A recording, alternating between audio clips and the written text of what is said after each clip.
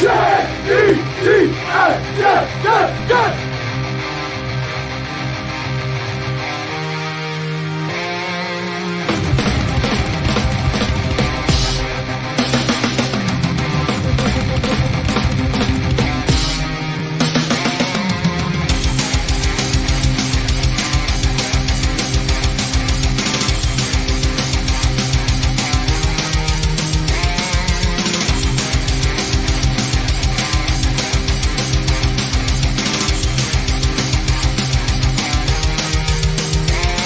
Good job today, man. It's one at a time, and we'll get the job done. Y'all know what to say. On three. 1, 2, 3. And the home of the Jets! Mr. JetsCentral, how's it going, man? Tyson, what's good, dude? How's it going, man? Dude, we're a week and a half away from the draft, I think, at this point, right? It's counting down. It's coming down quick now. Yeah, dude. I mean, when is the draft exactly? April 25th. So, yeah, like 10 days. It's a week from Thursday. So, but we can't talk draft, dude. We got to talk the new uniforms because everybody's been talking about the old logo should be the new logo, all these things. The Jets with the big unveil today. And you knew it was going to be big when you saw Aaron Rodgers walking into the facility, which got everybody all excited. Your thoughts on a new logo, the new old logo? Yeah, it's definitely better than what we had previously. I mean, I don't know about you. I just think about Adam Gase. I think about, the picture that's always getting thrown around of like Jamal Adams and Sam Darnold, and just like literally it was like the showcase picture. And I just think about all the losing, unfortunately, which sucks. But and actually crazy enough, whose profile picture just popped up. That's my favorite Jet helmet right there. This one? Yeah, right there. The old school one. Well, I guess this one is still like old school. But no, I mean, I love the uniforms. I think they're super clean, super classic.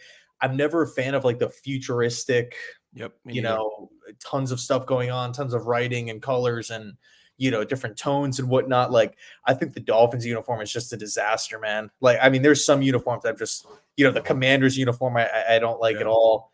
I just prefer the classic look. Green Bay, the Raiders, the Colts, and I think the Jets, outside of like the chromey helmet, this style of uniform kind of fits that mold. Yeah, it's like an old school clean. It's sharp. It brings you back to like the gas and the Coleco, the old school hardcore Jets days where they had like a nasty edge and they played physical football. They won. Like the past uniforms remind me of Sam Darnold and Gase. Like you said, dude. Like these past uniforms, just like it's just you want to move on from it. You want to turn the page and start winning games and do everything else. So I love the new stuff, man. I'm gonna buy it. I like their secondary logo too. That's pretty badass. The little NY with the jet underneath it.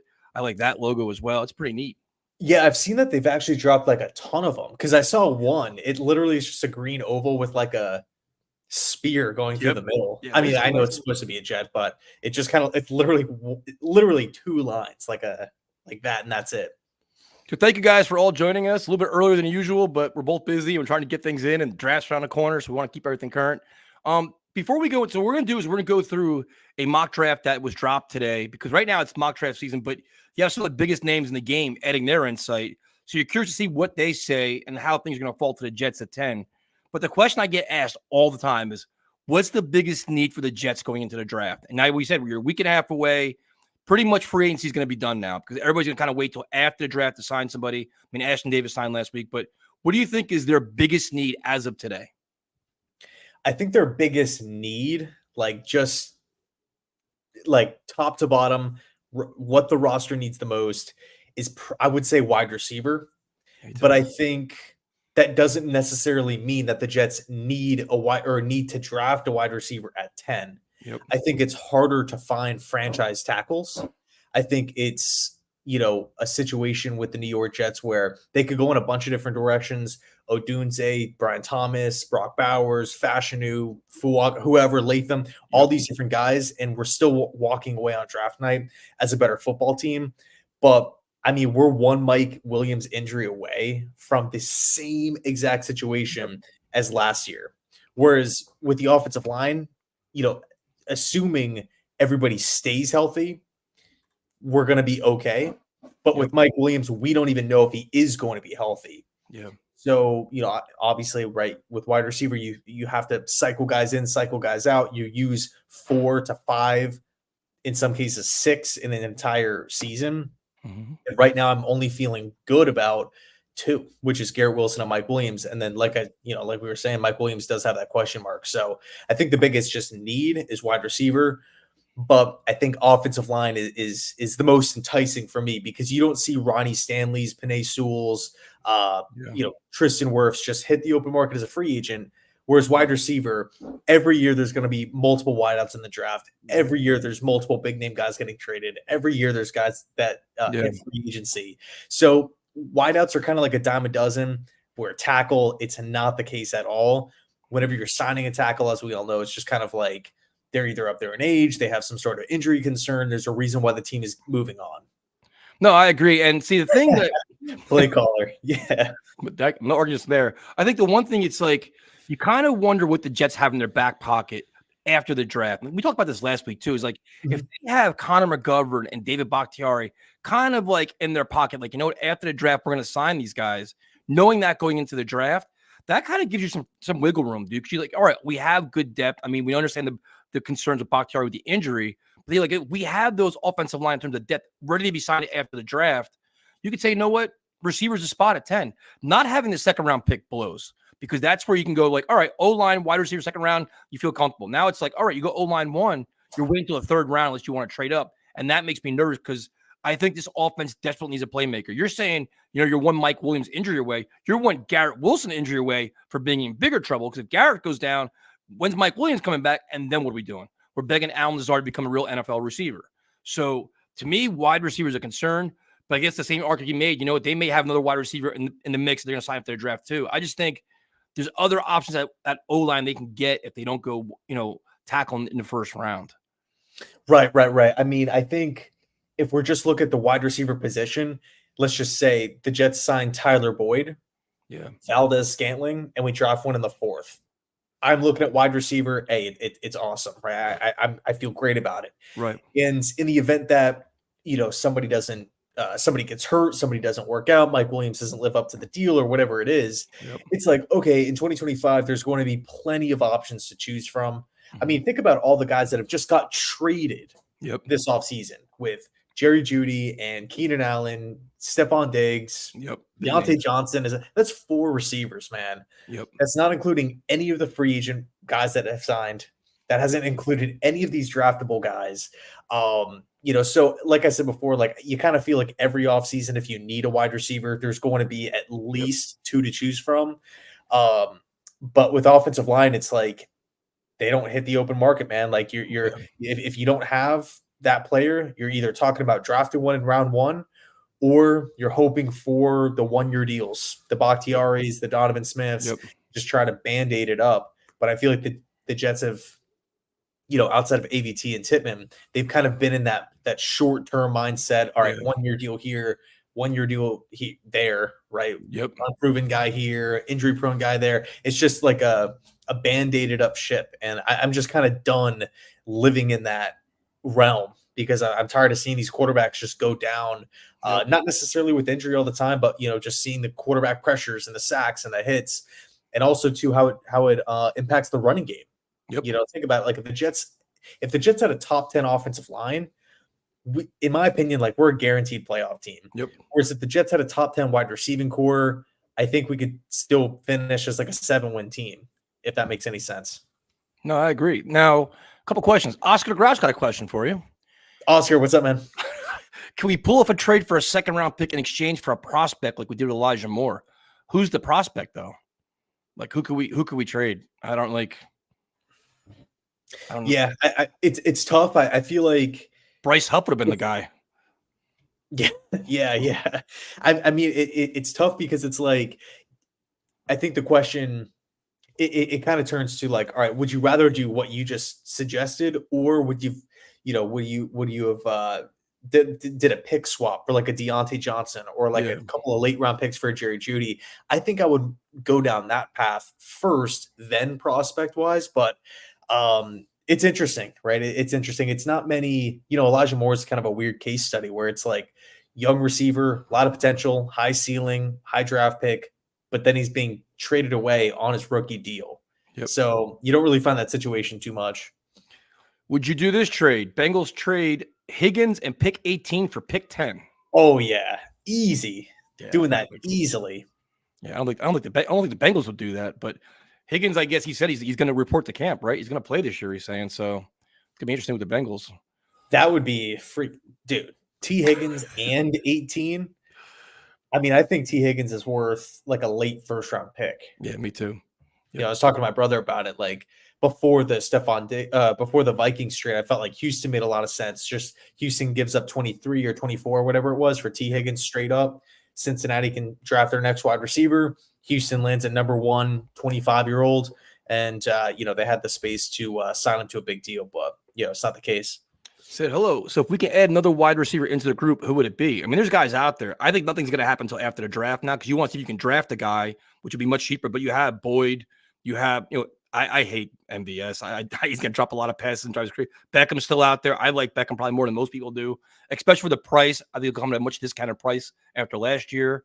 I mean, what do you think? Are there other guys that we haven't talked about? I know did Hunter Renfrow sign anywhere? No. Another guy. So there's rumors that he could go to the Saints, because it's looking like the Saints are going to be like more of a traditional kind of West Coast offense with Clint Kubiak, and they've also done some consulting with Gruden, who was with him in Oakland, and then of course Derek Carr. The connection there. Yep. So they're saying Renfrow might end up in New Orleans. And then this is a good one, too. Any targets for their veteran running back? We've talked about this for the last 3 weeks. According to Samini, the Jets are very interested in signing a veteran running back. I guess waiting after the draft as well. We've talked about all the guys, though. J.K. Dobbins, Ezekiel Elliott, guys like all those different players like that. That it's like you want a veteran guy that's good in blitz pickup, pass protection. He's paramount. Short yardage, holds on to the football, can spell Breece Hall, not be a huge step back. Are there any other guys you're interested at running back? I mean, not really. Because I really don't feel like their contract asking price is going to be like relevant enough to like impact. Like, it's not going to be a Dalvin Cook situation. No. Right. Where it's like a big 1-year deal. And then there's question marks in camp, and Breece Hall's coming off the injury. Who's going to take the load and all these different things. It's just like, here's your role. This is what you are. This is what we need.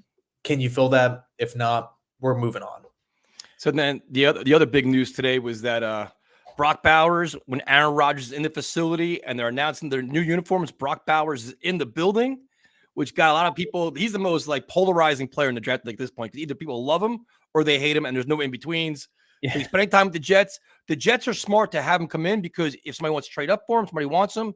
Hey, you never know what they're thinking right now, so it's smart to meet with him, and they could be interested, because look at last year. Where Joe Douglas was interested last year in a tight end man early on, which surprised a lot of people. There could be some fire with this smoke. Yeah, dude, 100%. I mean, another thing too, you're looking at the Jets' top 30 visits. Yep. We've only completed like 20, maybe, so we still have like so many more open slots. So I wouldn't be surprised if we hear, a ton of guys are meeting with the Jets, interviewing with flying out to Florham Park, checking out the facility in these next couple of days, because like you said, man, like the draft's coming up. Yep. We're working with limited time. I think Jordan Travis also visited today. Yep. So yeah, I wouldn't be surprised if we start hearing a lot of buzz with different, prospects flying out, because we still have 10 spots and we got to use those 10 spots. Obviously, I don't want to go into the draft with, doing even 29 of them. I mean, it's just more information. Yeah, to get players out. So it's like bringing timeouts into the locker room, that kind of thing. Yeah, one of the things Salah is good at. If Marvin Harrison Jr. drops to like 6 or 7, do you trade up for him? Man, I love Harrison. I think you got to consider it. I don't see how he could fall, though. I don't see it. I mean, the Cardinals. You can make an argument. New England maybe at 3. Arizona at 4 desperately needs wide receiver help. The Chargers at 5 desperately need wide receiver help. The Giants at 6 need wide receiver help. I think if the Titans are there, I mean, we kind of have heard Callahan and Rand Carthen, their GM, say that if it's close, or if there's a wide receiver that we feel better about than an offensive lineman, we will go with the guy that scores touchdowns. And they've addressed that numerous times. One of those times was actually at the Combine. Now, granted, this was before the Calvin Ridley signing, so you never really know. But it's not like DeAndre Hopkins and Calvin Ridley doesn't just make the Titans like this top Yeah. 5 receiving core. Callahan did come from Cincy, where they passed on Sewell to go with Jamar Chase. Yep. So it's tough. I mean, but I guess I'll say this.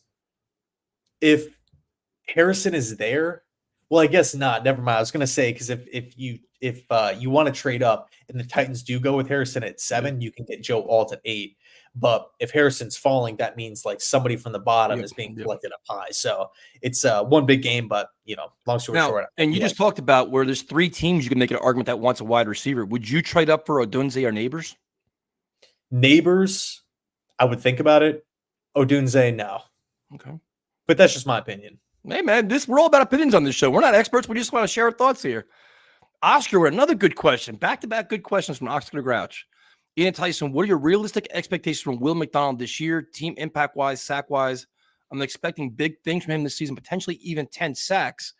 I think having Reddick in the mix is a big help for him. It takes a lot of pressure off him. It'll take some snaps away from him. We'll give him a lot more opportunity, a lot of time to learn and grow. 10 sacks is probably asking a little bit much, I would think. You're thinking, what, 6, maybe 6, 7? What do you think from McDonald this year? It's tough because I feel like the Jets have so much. I mean, dude, we have so many pass rushers. Like, I'm just talking about not necessarily like DNs. I'm talking pass rushers because, you got to think. I mean, the defensive ends are one thing, right? Even the backups, I feel like, are quality with like JFM and Clemens. Yep. But then you got Kinlaw on the inside. You got Quinnen on the inside. Yep. You got Solomon, who had a solid year last year. I'm thinking 7 sacks for Will McDonald. And I think it would be based on just his opportunities, too. He's not going to get a significant amount of snaps. He's going to probably play, 30% of the snaps. He's not going to get a lot of opportunity. That was Bryce's Huff's biggest complaint. You know what I mean? So yeah, I think he'll play better. He'll be more dynamic and probably more explosive, but we won't get the opportunity to get that many sacks. So we'll see. We'll see. Interesting question, though. And we talked about this last week, too, man, where it's just like this defense could be better than last year based on what they've added. Because I like Reddick a lot, man. You figure they're all getting more comfortable. Jermaine Johnson year 2 could be more explosive, more dynamic. I think if anything, you wondered about the run defense a little bit. That would be my concern, I think, overall. Great point. Yeah, really, really good point. I felt like at times that really hurt us last year. And granted, we did have a couple injuries on the inside with Al Woods out for the year. Chuck Clark is going to be coming back. I think that's, in my opinion, a pretty big acquisition. Jordan Whitehead will be missed, but I don't think it's like this mega drop-off where we're like concerned all of a sudden about safety, like, finishing as like really like a bottom 3 safety room. I don't think we're in that position. Here's one for you. More sacks this season, Reddick or Huff? It's tough. I think, I know Saleh and Ulbrich like to rotate guys in and out, but I think Reddick, just being the veteran, being consistent, I think I would maybe leave him out there. I think he would kind of be the exception to the rule, in my opinion. Like, he's a guy, in my opinion, that I wouldn't want to pull off the field because the numbers say, all right, well, we have to go get this guy in, or we have to, anything like that. Because Reddick, I mean, I don't feel like he's ever been on some sort of count like that before in the past. Nope. So I don't want to start messing with things, messing with variables that can mess with his double-digit sack seasons, which he's pretty much like a lock for every year. So I don't really want to mess with that. But then again, you can push back and say, well, Philly moved on from Reddick, gave Huff a big 3-year deal. Yeah, he's going to be out there a ton. So I don't know. It's tough. I love both players, though. I'm going to be pulling for Huff, even though he left. Yeah, and I think, too, it's also you're hoping that the Jets are playing with a lead in the fourth quarter, and they can have Reddick just go after the quarterback, like close out games, be the closer we wanted. And like you said, they're gonna give Huff every opportunity to play like that. But I think Reddick's going to get some opportunities, man. I think they want to, playing with a lead, close the game out, get the big strip sack, get the fumble. I think – I don't know. That's a really good question, actually. So, yeah. Let's see. What's another going on here? Chronicle. Everybody likes Reddick. Was another good question. Past. Oh, they hired an offensive assistant today. Good point, Elmo. Hopefully, he can help Hackett with his abysmal play calls. This is interesting because there was rumors about this, and it seemed like Sal was pushing back, like, no, we're not going to hire anybody in offense. We're comfortable with what we have. And then that came out. I guess it came out today. I didn't see the whole full story on it yet. What are your thoughts on this? Is this just like a guy overseeing it, maybe just offering insight and advice, or what do you think? So he's a young guy, which I'm always excited about, right? First crack at the NFL. This is super cool, right? Welcome to the Jets family. This is awesome. But man, I think the Jets are just hell bent on keeping the same offensive structure the way it is, right? Keep Aaron Rodgers happy, Nathaniel Hackett calling plays, Todd Down. I mean, there was the report early on that like Hackett was in danger of like getting a reduced role or something like that within the offense, but nothing ever really materialized after. I guess we'll wait and see until preseason or something. Yeah, we'll see. I mean, I'm definitely in favor of adding guys to the room compared to just standing pat, not doing anything. Yeah, 100%, man. It's listen, the more eyes on this offense, the better. But I just think the power of Aaron Rodgers, he's gonna have so much say in this offense and so many things. I have a hard time believing he's gonna change his ways a lot. I mean, they're probably gonna call the plays, but all right, you can call this play. You can audible the line. He's gonna have his own routes, his own mindset. I think having him back during the season, during the, like being under fire during this offense, he'll make changes. Like I think all the blown line assignments last year, I think he'll clean a lot of that up. We're like, listen, what are we doing here? Like, change the checks, all kinds of stuff. That's my hope, at least. Because if he doesn't do that, I have no faith in Hackett by himself. I mean, I don't think you do either, right? Yeah, I mean, it's just time after time after time where it's just like you're kind of wanting to see. I mean, in my opinion, if like you're an NFL coach, let alone a coordinator, play caller, what have you, especially if you've been doing it for years on end, and I believe he's son of a coach as well. Like, and an NFL coach, in my opinion, needs to be able to lift the roster up. Right, maximize talents, put players in a position to have success. That's what I always felt. As far as like, I guess as far as the defense is concerned, with Rex Ryan and Todd Bowles, like it didn't matter who we had out there. Like the defense was always going to perform. Yep. It wasn't like personnel reliant where it's like, all right, well, we need top 5 picks, we need mega superstars and free agency and whatnot. Like I remember games where Rex Ryan would have to roll out like backup wide receivers and play them at corner. Yep. Exactly. Salim Akeem guys, Antonio Allen like emerging. Random defensive linemen that would be Snacks Harrison, right? Perfect example. Undrafted free agent, just all of a sudden became one of the best, NFL defensive tackles in football. Bart Scott. I mean, you could go down the list of all the successful players that Rex Ryan had, and it wasn't just because those players are all amazing all the time. Right. Rex really maximized that defensive roster, 100%. And with Hackett, last season was just a joke, but even going back to Denver, and he didn't know how to use Breece Hall. He didn't realize Breece Hall catch the ball out of the backfield. Like he made like the Giant game, he figured it out. Like, what are we doing? Like, I don't know. I'm sorry. Yeah, I mean, dude, the more he talked last year, the more concerned I got because he would talk himself out. I'm like, how does this guy have a job? Like, does he understand what he's doing? Like with these assets that he has? Yeah, there were times for me where I was just totally confused. And look, I'm not sitting here saying I know more than an NFL OC, but just, I mean, for example, like the swapping of positions in training camp with offensive linemen when we were thin, when we didn't necessarily know if guys could play specific positions, like Becton left side, Becton right side, moving guys guard center, guard back to center, and just the flip-flopping. And in the end, it just seemed like everybody was kind of confused. The players were confused on like what the point of this was. Bro, even in the last week of the season where Breece Hall got all those carries, it's like it's the last week of the year and we're just running him into the ground. Just questionable stuff like that. Obviously, the quarterback stuff is a whole other. I mean, we could spend 20 minutes talking about the quarterback position alone. The McCole Hardman situation, the Dalvin Cook situation, just nightmare after nightmare. But hopefully with Rodgers, he masks some of those. So here's a very hot take for you. Hackett would fail a pregnancy test. Your thoughts on that? We'll see, man. I mean, I'm hoping that we have like at the very least an above average. So above average offense, like 16th or higher. I think if we could get 16th or higher, we will be a playoff team. Which player would make you pull your hair out in disgust at pick number 10? I love that question. Pull my hair out in disgust. I mean, what about you? What are you kind of thinking? A defensive end? Defensive end. I can understand offensive lineman. I can understand Bowers. I can understand receiver. The receiver may not be the one we like. It could be a name that comes out of nowhere, but that's who they go with. I'm fine with. any defensive player at 10, I'm riding. I'm gonna be out of my mind, pissed off. I'm not gonna fake it. I won't fake it. You probably see my video will be angry as hell, probably cursing like crazy. That'll piss me off. Not even gonna lie. I'm trying to think of a situation where the Jets could end up with Dallas Turner. I guess it would be the Patriots stay put at 3, take a quarterback. The Chargers stay put at 5, take a wideout. And then maybe the Vikings trade up with Atlanta at 8 and take a quarterback. And then the Bears at 9 would take maybe Odunze.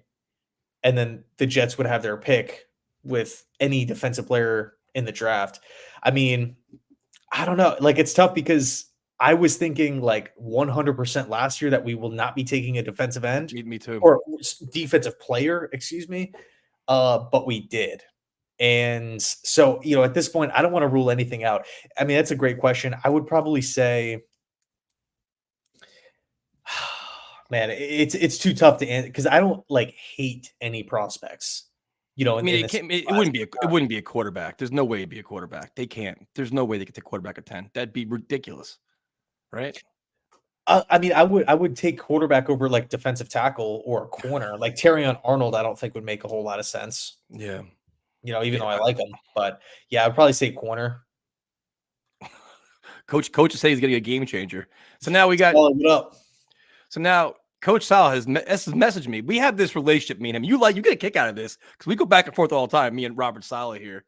It's come to attention that I haven't notified him about season ticket renewal.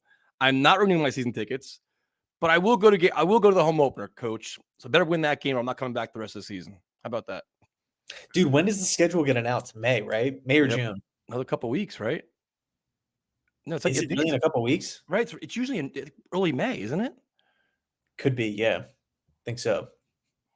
So what we'll do is we're gonna bring up the mock draft with Mel Kiper and Field Yates, and we'll see what they got. Because I'm curious to see how they're picking it. Because Mel Kiper had the Jets taking Brock Bowers at one point, so we got this here, and we'll see how this plays out. I hope everybody can see. You can see it, right?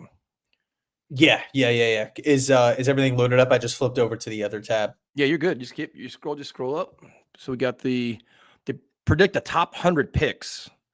So yeah, so it looks like so it looks like it's the 100 picks here, and it's like flip flopping between Field Yates and Mel Kiper. So yeah, no surprise here. Chicago Bears number 1 overall, Caleb Williams. Yep. Moving on to number 2 here, Washington, going with Jane Daniels. How do you feel about Daniels? I like him a lot, man. Explosive, dynamic player. He does. I mean, I think they're trying to build an offense. He's an exciting guy. Can sell tickets, I think, for them too. So I like that pick a lot for them. I don't see them trading out and trying to do anything else or going back a little bit. I don't think they go Drake May. I think this is a guy that brings a lot of excitement to their organization. And what do you think? I mean, we talked about this last week. I think we both like that pick for them. Yeah, totally. I mean, I really don't think Washington could go wrong. I think they're in a good position to develop a quarterback, whoever they pick, right? Even if it's Drake May or somebody. Yep. Because it's a team that has receivers. You have Mariota there. So, if the rookie quarterback isn't ready, you can throw him to the Wolves. Cliff Kingsbury has a track record of, working with young quarterbacks and or having a good relationship with those guys. Yep. You got Dan Quinn there to take care of the defense. They sent a bunch of free agents. I think Washington will be fine with whoever, but I think I would probably prefer Jaden at this point. But at 3, they got the Pats going with Drake May. Yep. No surprise there. They need a franchise quarterback. I think the McCarthy hype is not where I think it's a lot of hype right now. I don't think McCarthy's going that high. So it makes a lot of sense for the Patriots. And I know there's rumors that the Vikings are going to trade up, but I think they have that up the next one. So Drake May makes a lot of sense there. Right. So Arizona, Marvin Harrison, super, consensus, I would say at this point in time. Although I wouldn't be totally blown away if Arizona goes with Neighbors or something like that. Yep. But I want to say 90% I'm leaning Harrison here for the Cards. So this is the Chargers, and the Chargers got Harbaugh. They traded away all the receivers. So you're like, man, they really need a receiver. But they also need offensive line help too. So they need a lot of different things. But also the Vikings are ultra, ultra desperate for a franchise quarterback. And there's a run. We just talked about 3 quarterbacks are gone right here, right? And now here they have a trade up for the guy I just ripped, of course. Yeah. No, so I'm with you. I'm not really buying the McCarthy stuff. I just don't know. Could he be a good NFL pro quarterback? Sure. I think there's tools there, the mobility, arm strength, um, shows that he can take care of the football, and obviously undefeated national champion. Yep. But I just don't know if what he's put on tape screams top 5 pick. Yeah. But one thing that you like, the one thing that I feel like is super, I guess, intriguing in like today's game, it feels like there's more so like this attitude amongst the coaches and front offices, potential over production. Where I felt like as a kid, it was like, man, if you win the national championship, like you are, like a god coming out, or if like you led the NFL in, or led the NCAA in rushing yards, like you're going to be the first running back off the board. Yep. Whereas now it's like, you look at like Anthony Richardson's Florida career, it was up and down at some point. At some points, it was like flat out bad. Gators fans were cheering when Richardson was, when he declared, because they were just done with him. Daniel Jones was like another guy that just never really had like a great. He was just kind of this potential guy who could, size, could run, smart kid, connections to the Mannings. And I feel like McCarthy's kind of in that same treatment, right? We never really saw anything that screams like that is a top 5 pick, or man, he's really putting Michigan on his back and charging forward. I think they're having the faith in being coached up by Harbaugh, having that system, I think they're taking a lot of faith in that, and just you're projecting a lot of things, man, based on what he's shown you, how he can grow and develop as a quarterback. It's interesting though. That's a bold move for the Vikings. That could make or break you as an organization. That could you miss on that when everybody's getting fired in a couple of years. There's no way you trade up and get him and it doesn't pan out. You're done. So now good. No, I was just going to say, I do feel like Minnesota, though. I mean, man, that's a sweet landing spot if you're a quarterback, right? Jefferson, Hawkinson, Addison. You got O'Connell. They signed Aaron Jones at running back. Like they're loaded. So now this is where the Giants, who could be in the market for a quarterback, depending on what you think about Daniel Jones. Daniel Jones on the last year of his deal, coming off major injury, a lot of injury concerns. They could be in the market for a quarterback, but there's 4 quarterbacks gone now. So now this pretty much felt to him it's almost like a no-brainer at this point with Neighbors, right? Because they're not going to go quarterback after that. They have to go receiver. For sure. I mean, if I was a big Giant fan, like this is my number one. Well, I guess Harrison would probably be my number one option, but like realistically speaking, I think Neighbors here at 6 would be sweet. Like I'm not thinking quarterback to the Giants to me doesn't make any sense at all. Especially from like the GM's perspective, like he just handed out this 4-year deal to Daniel Jones. Now you want to like quickly go back on it and like admit to a mistake. And one of the reasons why Daniel Jones hasn't been all that successful is because the offensive line has had problems. They haven't had wide receiver help. I mean, can you name like more than 2 receivers on the Giants roster? No. I mean, it's just an offense that just has no explosion, in my opinion. And then they go out and they lose their most explosive player in Saquon Barkley to the division rival Eagles. I mean, in my opinion, look, I'm not a Daniel Jones guy at all. No, me neither. I didn't understand the contract. I didn't understand the pick initially. But I'll say this in the defense of Jones, give him a chance. Like give him an actual receiver that strikes fear in defensive coordinators. They just haven't had any. Waller's like considering retiring. Like, what is going on? Yep. If I'm the Giants, I'm taking wide receiver 100%. And the thing too, also, if you get a wide receiver here, if you need a quarterback next year, you've already added pieces to help that quarterback out. You don't want to bring in a quarterback here in like dealing with Daniel Jones and no weapons too. It's like that's a good recipe for failure. So Giants, obvious move. The next pick for me is a no-brainer as well. We talked about this. Tennessee Titans desperately need O-line help, and they get the best, according to many people, the best offensive lineman in the draft. I'm biased. I'm a Notre Dame guy, so I'm already biased to begin with. So no, I mean, I think you're spot on. I think Joe Alt, the one thing that I really like about Joe Alt is he's balanced and he has a high floor. I don't think he's one of these guys where the Titans take him or any team takes him and it's just like, man, we really missed there. Yep. Like AVT coming out was one of these guys that had a high floor. Like, you felt pretty good. Yep. He could play guard, he could play tackle. He showed that he could do both in college. Size, athleticism. You feel like at worst he's going to be just a starter. Right. Best case scenario, he's this versatile offensive lineman that looks great when he's out there. Joe Alt kind of has that same feel. Not saying he's AVT with the versatility, but just as far as the floor goes, you think worst case scenario, barring injury, Joe Alt's just going to be like a a good enough tackle, right? Where he's going to be there for at least 5 years at the least. Now, if you're the Jets, do you consider trading up to 7 to get Alt yourself or no? I'm here to make your life miserable, man. It depends on the asking price. I mean, if we had a second round pick, man, it would be so much easier. Yep. So much easier. Yep. Like I understand it, right? The Jets land Aaron Rodgers, but and I've seen like a lot of people, or I remember like a lot of people were just kind of sweeping some of the trade compensation under the rug, like, oh, it's Rodgers, he's the selling point here. He's like the face of the trade. And I understand that you have to give up something nice to get a quality player like that. Yep. But like even sliding back from like 13 to 15, it like wasn't even talked about. But that was huge. Yep. I mean, Broderick Jones was a man for Pittsburgh, a year ago. If we had him on the Jets offensive line, I feel like we'd be in such a better position moving forward. Much better.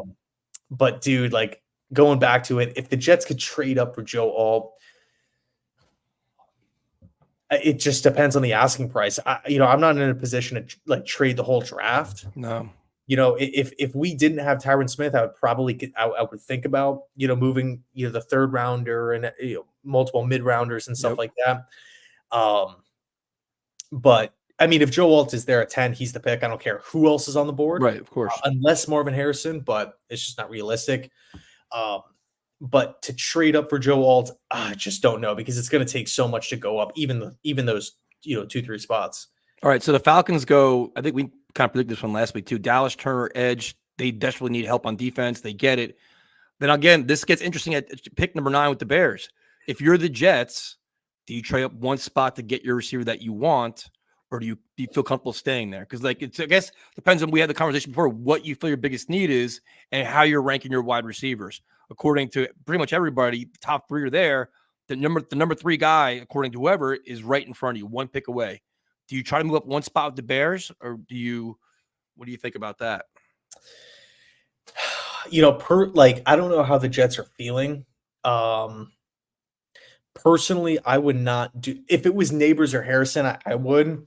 But with Odunze, to me, like, I'm not saying, from Hackett's perspective or Rodgers' perspective, whatever, but in my opinion, I prefer receivers that can separate at the college level. As first round prospects here, like that's one of the things that, when I'm watching these guys, I want them to be able to line up against some of the nation's best corners, right, and be able to, just rip off yards, right? Just create the massive spaces of separation. Neighbors does that. Harrison is just so damn good in so many different areas. But with Odunze, I don't know if he was the best separator in college. It just didn't really, like, to me, when I'm thinking about Odunze, I'm thinking about like contested jump ball type of receiver. Right. Yep. Tough, hard to bring down an open field, always, would catch the football with ease, deep threat. To me, Odunze never just, in my opinion, again, like this is just my personal, what I value in receivers. Yep. I just don't know if he has that crazy separation skills. And if he didn't really put that on display in college, I don't know how, you're going to go to the NFL, play Buffalo twice a year, New England twice a year, Miami twice, like all these good defenses in the AFC, and just be able to consistently separate from all these different, corners that are all so much better than the college level.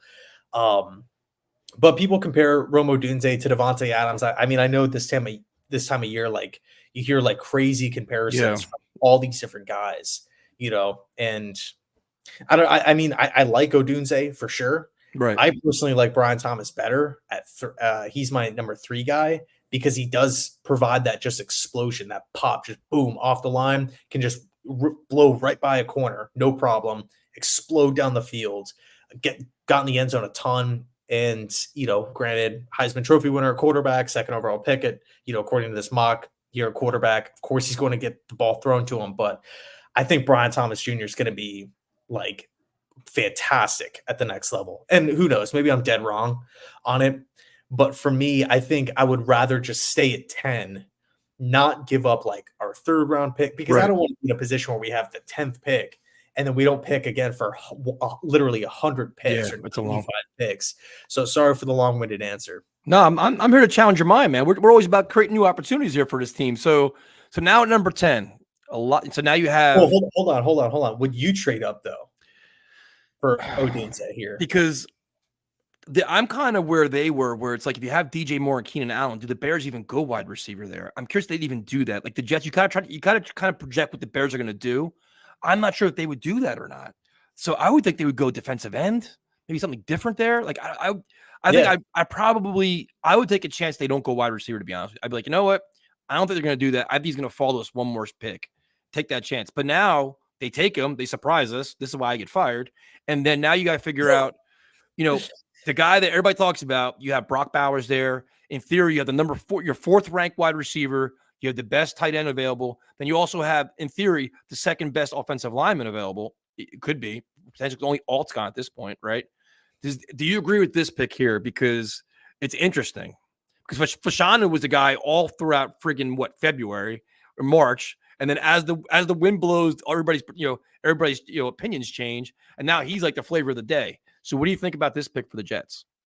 Well, I mean, he would provide versatility, that's for sure. I think, this move is being made with the mindset of, okay, this player, this offensive lineman is not going to be playing. It's a depth move. Yep. So who provides more as a depth move? Troy or Olu?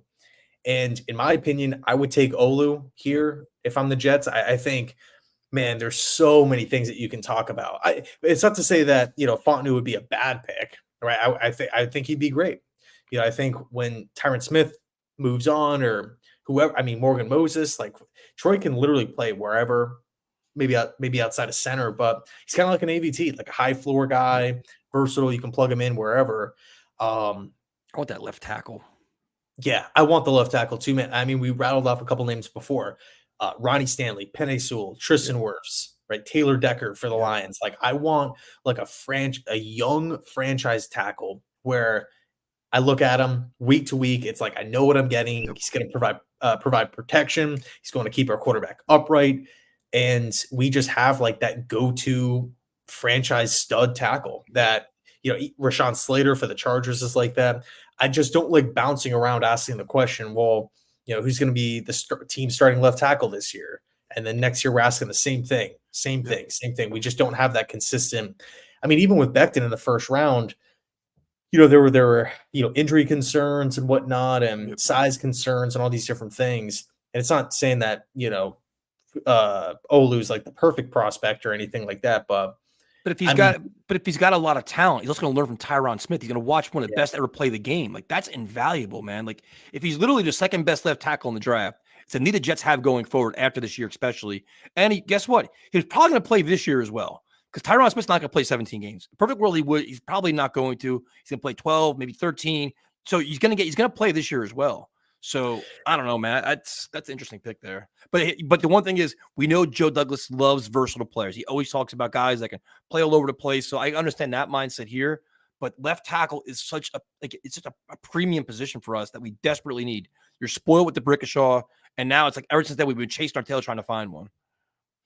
Yeah, dude, it's kind of funny. It's like like offensive line is not the sexy pick in the first round. Like I remember growing up.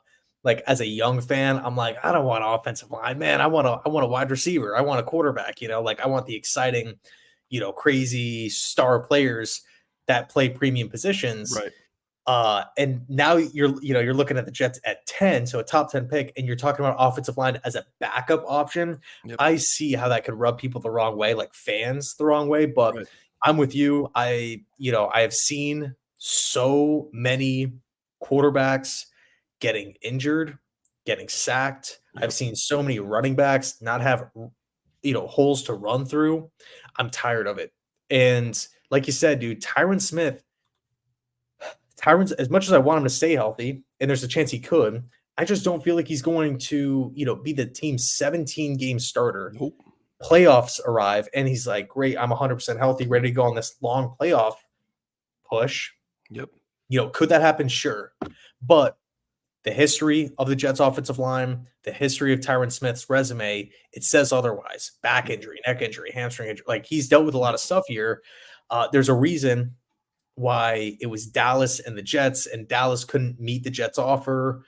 Not many, really no other team was interested. I do feel like that is a bit alarming. Now, I do feel like Tyron Smith is healthy and he can go out there and play and look good now, but it's just I know I'm going to be watching the Jets kind of holding my breath.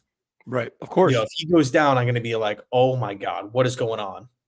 And fantastic point about, him learning under or Olu learning under Tyron, Yeah. right? That is huge. Like big brother, little brother, like I'm going to show you the ropes. Yep. Former All Pro, put out so as a pass protector too. Tyron Smith, like that was what he was known for coming out of college too, right? Yep. Being able to protect the passer.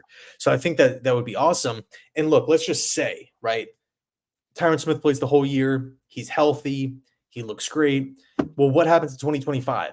He's probably going to ask for a bigger deal. He's not going to accept like this incentive-based deal, and he'd be 34 years old. So worst case scenario, in my opinion, you're drafting a franchise left tackle who just has less tread on the tires, in my opinion, when he takes over in 2025, and then in 2024, you already got that good tackle play with Tyron Smith. Now, with Olu still here, could you consider trading back here? Like, all right, there's still a lot of offensive linemen available. We're at 10. We talked about trading back a lot. Can you say, we can trade back to say if Denver wants to come up for a quarterback or whoever else, can we trade back and still get Olu? Do you think that's a possibility here at 10? I don't think Fashanu gets past the Saints. And by the way, I haven't seen this mock draft yet, so I'm kind of just slowly scrolling. So he has the Chargers going with Latham, which I think makes sense. Broncos, Brock Bowers. Quinyon Mitchell to the Raiders here. Okay, yep, Saints. He's going Olu too. I mean, the Saints have major tackle problems. Like Trevor Penning hasn't really worked out. Ryan Ramczyk is considering retiring. Starting right tackle who's been consistent for them. So could you see say if the Broncos want Bowers, maybe we can get them to trade up to 10. We can move back a couple spots and then still get Olu. Yeah, I think that works. The thing is though, well, yeah, I mean, it does work because you can, if you're the Jets, you can just put out fake leaks, right? Oh, the Chargers love Bowers. Today. Yeah. Harbaugh loves Brock Bowers. And as like the division rival Sean Payton and the Broncos, they can say, well, screw them. Like we're jumping them. We're going to humiliate them on draft night, trade up 2 spots with the Jets. They can move back, select their tackle, whatever, but we get the tight end that they're targeting. Yep. Now it's interesting to see how that would play out. So they have Fashanu going there, 14. That's interesting. So now there's a lot of linemen going off the board here. Yeah. So there's I don't know. So do you want to just kind of continue going throughout the first round? Or we can round it out and see what's going on. See if any players are dropping. Because the reason why I'm asking you to see what players drop, the Jets are sitting near the 3rd round, right? So if you're going to go offensive lineman at the 1st round, cool. Where's my playmaker coming from? So now as you watch, you have Brian Thomas there at 17. At what point do you say, all right, we want to trade up to get one of these guys? Is it going to be in the 1st round? Is it the 2nd round? Is there a wide receiver that kind of keeps your interest where you're like, you know what, let's be a little more aggressive because it won't cost as much when you get a later part of the 1st round. Yeah. I mean, I think honestly, man, I think the sweet spot is early round 2. Okay. I think that's kind of the area that I would target if I'm the Jets because dude, there's so many receivers. I mean, as you know, man, like there's so many good receivers in this draft, like Keon Coleman, Troy Franklin, Adonai Mitchell from Texas. We'll see how many are going here because Brian Thomas went. He had Brian Thomas going already, right? I think he went up a couple. Yeah. We'll count them real quick. So Brian Thomas was the next one off the board here at 17. Yep. So you keep going. Graham Barton, Duke, Gerard. Let's see. Yeah, Verse, then Mims. Wow. Okay, next one, Worthy from Texas going to LA. Cooper DeJean, Chop Robinson, Nate Wiggins. Okay, Adonai Mitchell going to Buffalo here at 28. They definitely need wide receiver help. Yep, definitely. Darius Robinson, Detroit. I mean, they can go with a wide receiver. Baltimore can go with a wide receiver. Chiefs. Yeah, okay. Yep, that's definitely a wide receiver needy team. Oh, actually, he has a trade. Wow, okay, so he has Penix coming up, the Rams coming up to 33 to draft Michael Penix, first pick in the 2nd round here. I was going to say, I think Carolina makes a lot of sense for a wide receiver with their first pick in the draft. Yep. Keon Coleman to the Patriots. So now you're saying right about here is when you're thinking about, if you're the Jets, you want to maybe try to go up because that's a pretty good run of wide receivers right there. Yeah, not necessarily saying that would be like my first plan. Like, all right, get on the phone. Like, we got to make this happen now. But is that McConkey went? I think just right there, right? Yeah. So McConkey 39, and then there was another one I just saw. Coleman 34. That'd be a great pick for them, I think. Bo Nix to the Giants at 38. Could you imagine? Kingsley going to Washington. I like that pick. Mason Smith. Okay, another one, Malachi Corley. So I think, if you're the Jets and you love like a Troy Franklin or something, who I don't think has gone off the board yet. I don't think so. Not yet. Pearsall, he'd be a good fit for the Jet system. And that's at what, 45? That is, yes, 45. So this is where it gets interesting for me, man, because like as a fan that wants a wide receiver desperately, I'm gonna start getting nervous here. Now that I start feeling uncomfortable because you just feel like there's Troy Franklin right there at 54. Yeah, 54 to Cleveland. I don't know how I feel about that pick, honestly. But yeah, the point is, like, I think in those early 30s, like 36, maybe Washington if they want to recoup some more picks.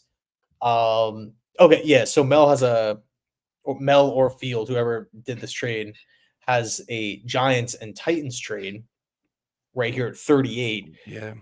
And well, I guess there's another trade with Carolina moving back, but the point is, I think that early second round is kind of the sweet spot of where some of these wide receivers, like we can see a pretty quick run on them. So would you like Packers be the Jets? That's the Aaron Rodgers thing. Oh yeah, damn, 41. That's 41. It'd Now, be so nice to have the 41st pick.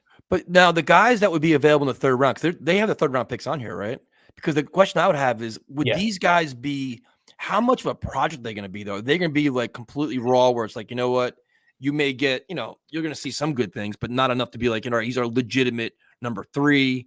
Like, how much of a project are these guys going to be in the third round? Or are they going to be walking? They can play day one. I think it's kind of a different story for everybody.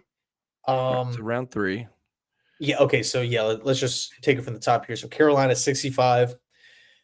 Let's see. Braswell from Alabama, guard from UConn, Roman Wilson. Do you like him at all? I do. That's where it's 67. The Jets are at what? 72. Oof. Okay. Another wide receiver right after that.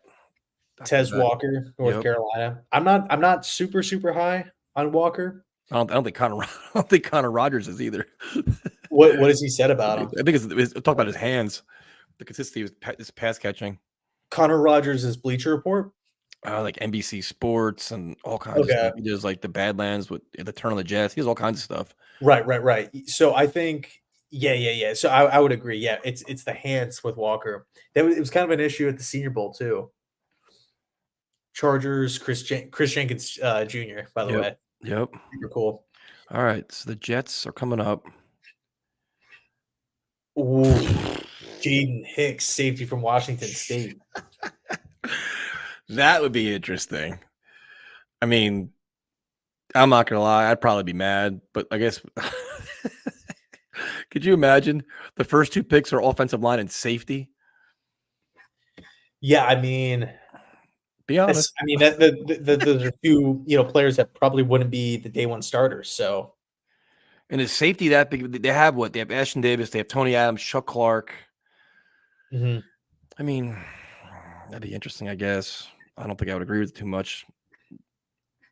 Yeah, the Jets have a sneaky need at safety. I don't know. I kind of just disagree with that. Yeah, I don't think that. I like Hicks, but they have a sneaky need at wide receiver. It's the biggest hole they have going into this right now.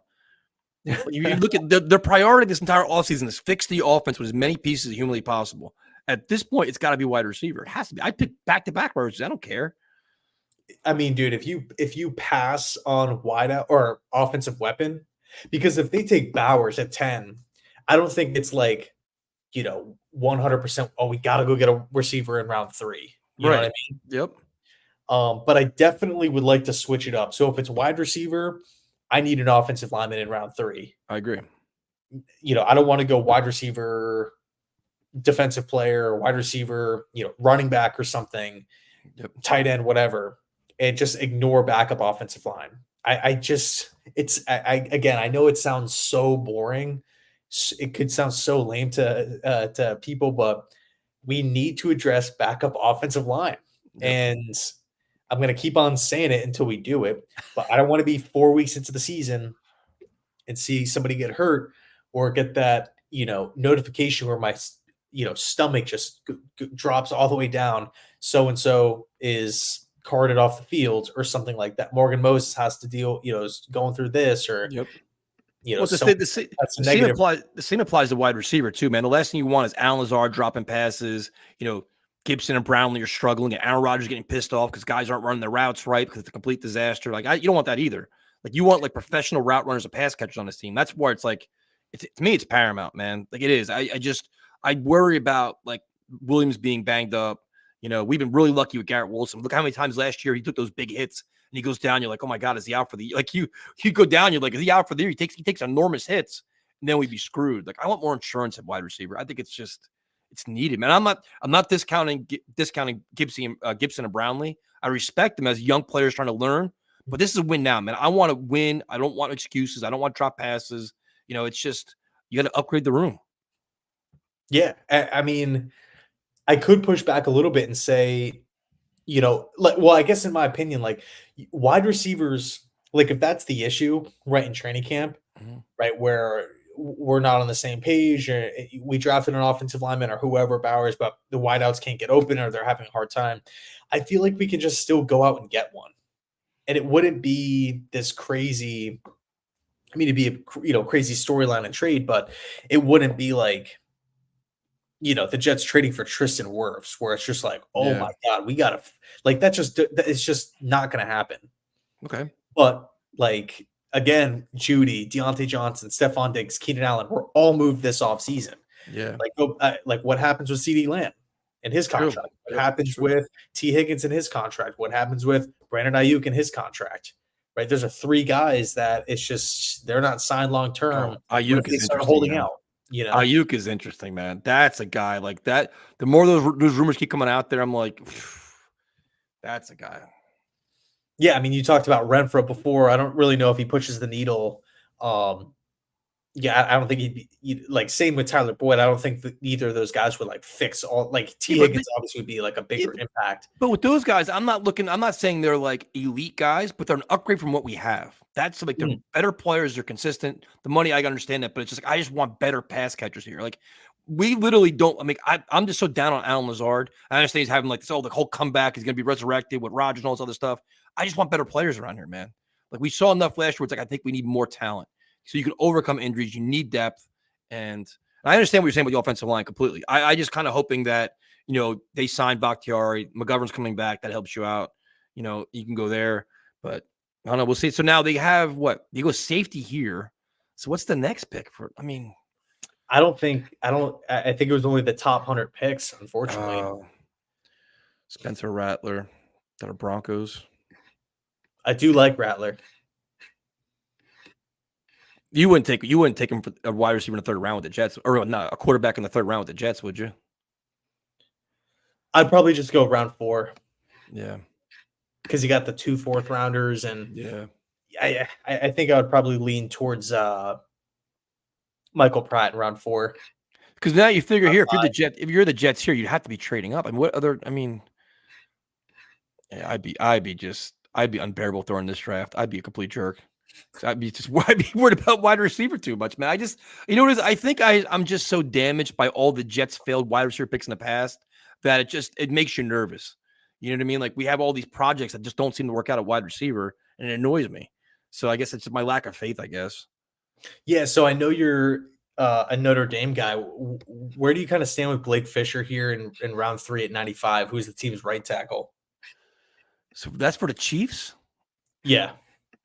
Not necessarily with this pick, but just as I mean, is that like if the Jets go with, let's just say Odunze at 10 or whoever it is, Brock Bowers, and then we're thinking offensive line in round 3, this is still considered like 3rd round. Yeah. 95. Yeah. So we're still round 3 here. did Fisher jump off, the screen at you? Like, was he solid for Notre Dame? He was solid, but I don't think. I mean, I'm not so sure, but I guess Depth. I would. Yeah, I wouldn't hate it. I'd understand it, but it's a work in progress. It needs a lot of work.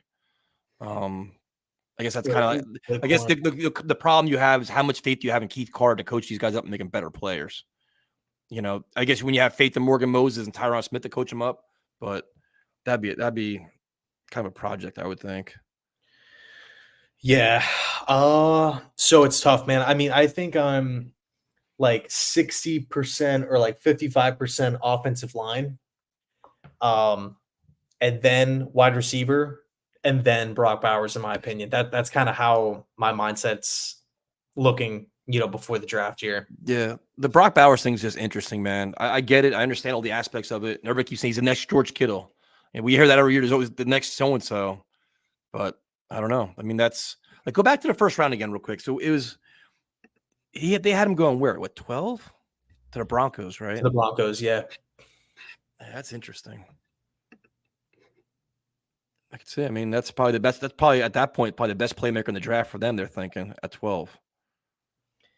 Man, that's such a weird pick, though, in my opinion. Like, I guess it could happen, right? Because like Sean Payton always kind of used like Jimmy Graham and whatnot. But, I mean, I could definitely see it happening. But Denver's only quarterback on the roster is Jarrett Stidham. Yep, that's it.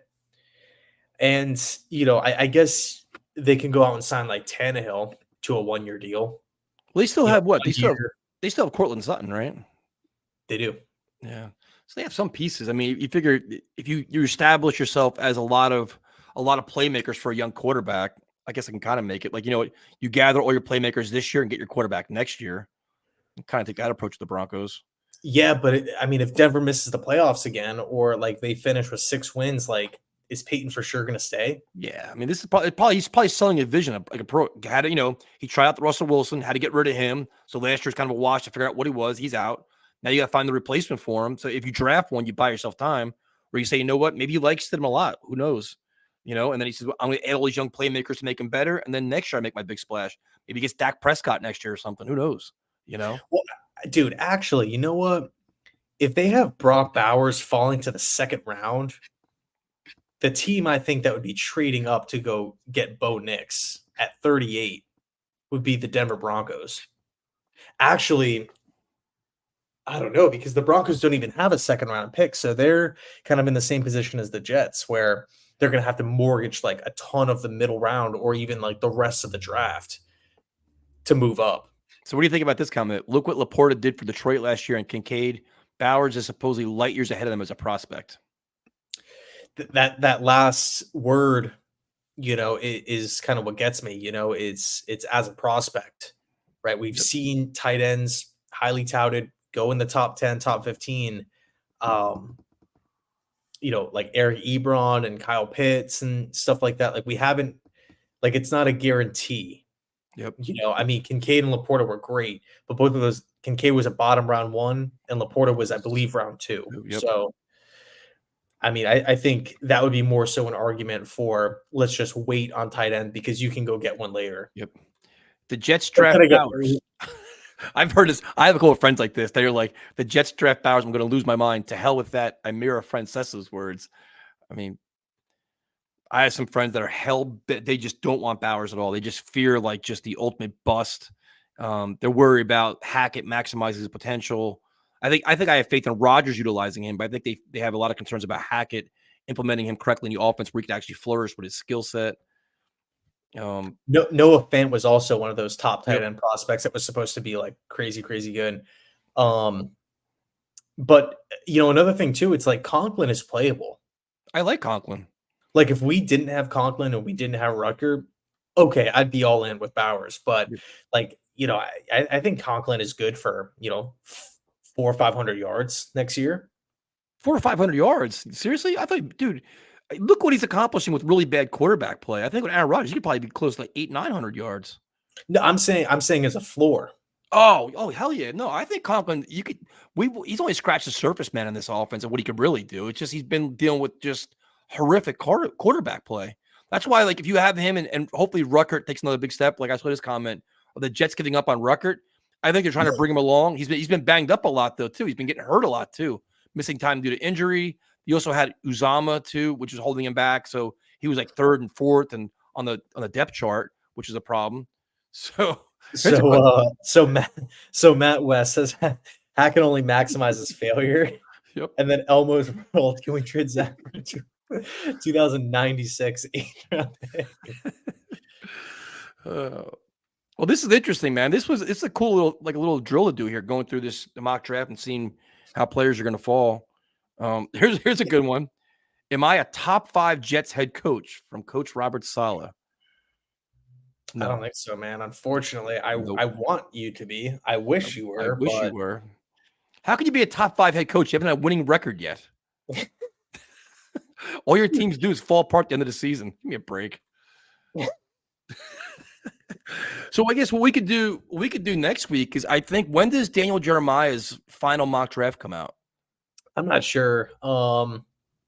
But I mean, dude, by this time next week, there's going to be multiple mock drafts that have been dropped. Yeah, we can go through this again, just see how things are changing. Because it seems like now is like this time of year is when all players start catching fire, where it's like guys start rising up everybody's charts, and it's just crazy.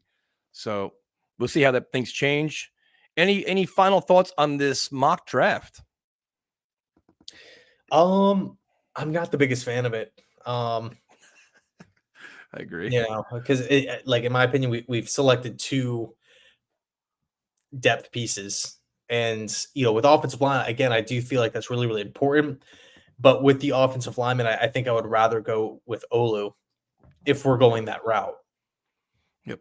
Dante, thank you, man. By the way, in my opinion, and I also don't think we have a need at safety. No, me neither. That would piss me off. It has to be a wide receiver. In my opinion, I think the Jets should get another O-line in free agency and draft another one. Get as many as you can after last year. I agree. That's why I kind of keep thinking that McGovern and Bakhtiari are on their way. I just kind of get that feeling, man. But at least one of them. I mean, McGovern's hanging out, Aaron Rodgers going golfing, stuff like that. So you kind of think he'd probably come back. He signed late last year too, didn't he? He signed like after he was like, wait, it was like July, or I think it was late, wasn't it, when McGovern signed? I think McGovern signed like a couple days before the draft. Yeah, he signed late. So it's like, I don't know. Hey, are you going to be streaming during the draft? I don't know. I don't have many plans. Why are you? Yeah, so me and my brother are going to stream. I'll call in and harass you guys. On the channel forever. Huh? I'll call in and harass you guys. After the pick, I'll call in and bother you. Like, I hate the pick. Fire everybody. Yeah, if they go with backups in round 1 and round 3. If they go safety in round 1, bring me on immediately. Yeah. Yeah, but no, I was going to say, man, feel free to hop in if you want to join the stream or whatever. Well, everybody go to JetsCentral stream for the draft. That's where you guys should go. Because he dropped all kinds of knowledge today, man. Like, all the players, you have good insight, and you don't really pull any punches till you're fair about your assessment. Like, if you don't like somebody, you'll say it, which I respect that. Some guys kind of like they tote the line where they don't really want to say anything really negative, nothing great. You're just honest about it, and I appreciate that. Yeah, I mean, I don't think I'm like roasting these players or anything like that. I mean, I like so many of them, but Here's I definitely prefer other guys to other players. So I'm assuming Zach didn't show up for workouts today. When is a move made, before or after the draft? I'm gonna say after. I think after too. He's got no value. What value does he have? There's none. Maybe after the draft, a team that didn't get a quarterback will go pick him up. Then you're gonna get compensation. Denver, because they don't land a quarterback in. Well, actually, scratch that. They got Rattler, so never mind. Yep, true. Let's see. What do you got? Oscar and Elmo are becoming friends in the chat. It's always a good thing here. That's good. So both you guys, JetsCentral. What time does your draft stream start on Thursday night? It'll probably go probably start like 30 minutes maybe before, or 30 minutes or an hour before, something like that. So it's gonna be me and my brother just kind of hanging out. It's gonna be our first draft stream that we've done together since 2019. So I'm really excited for it. And yeah, he's a Bills fan, so I'm sure we're going to be going back and forth with it, and feel free to roast him for it. So yeah. Well, cool. Well, good. This is fun, dude. I enjoyed this exercise. This was pretty cool to see how these guys played out. And the thing was, I didn't see this mock draft before doing this, so it was kind of a surprise. You can react to it. That was pretty cool. Definitely. I mean, I'm down to do it next week. Let's do it. I'm definitely down. Thank you guys for joining us. We definitely appreciate it. We got to figure out a time. We can do a consistent time. We keep changing our times all over the place, but Yeah. I mean, I feel like once.